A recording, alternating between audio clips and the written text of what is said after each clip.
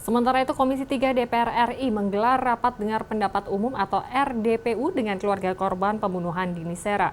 Ayah, adik, dan kuasa hukum keluarga korban hadir menyampaikan kecewa terhadap putusan Hakim Pengadilan Negeri Surabaya. Komisi 3 DPR RI menegaskan selain kasasi, DPR akan meminta Mahkamah Agung dan Komisi Yudisial memeriksa majelis hakim yang bertugas.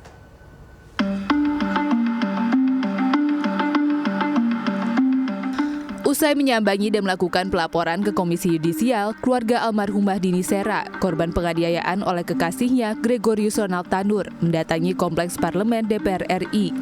Senin kemarin, pihaknya mengadukan putusan hakim yang memvonis bebas terdakwa Gregorius Ronald Tanur ke Komisi 3 DPR RI.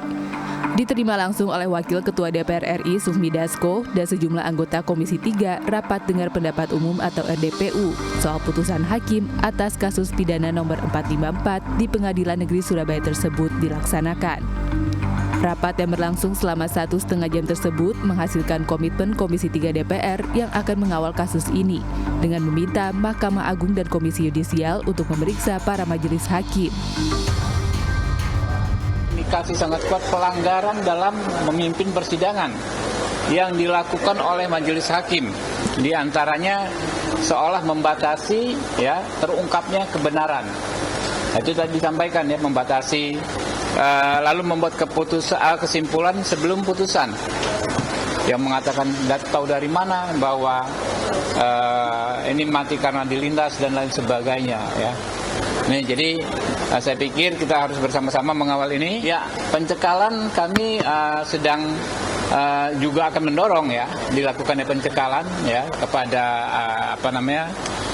si Ronald ini karena memang perkara ini kan belum inkrah masih kasasi seharusnya bisa dilakukan pencekalan.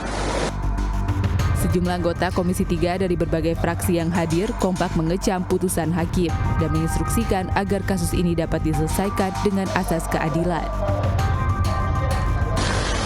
Ya mudah-mudahan hati nuraninya dibukakan itu, hati nuraninya. Nggak pernah minta maaf juga, belum pernah.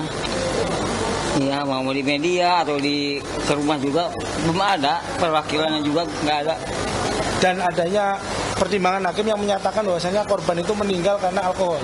Tadi kami sampaikan kepada pimpinan di Komisi 3 bahwasannya ada visum, ada saksi, ada persesuaian yang menyatakan bahwasannya korban ini meninggal diduga karena terjadi pembunuhan. Itu.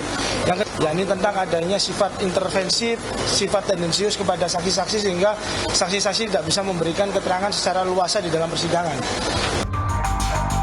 Dalam kesempatan tersebut, kuasa hukum keluarga korban membeberkan hasil visum dari jenazah Dini yang mengindikasikan kelainan di atas lazim. Kedepannya, langkah-langkah menempuh keadilan akan terus dilakukan oleh keluarga korban agar terdakwa dihukum seberat-beratnya. Clarissa Aradia, Fajar Bolivia, Jakarta.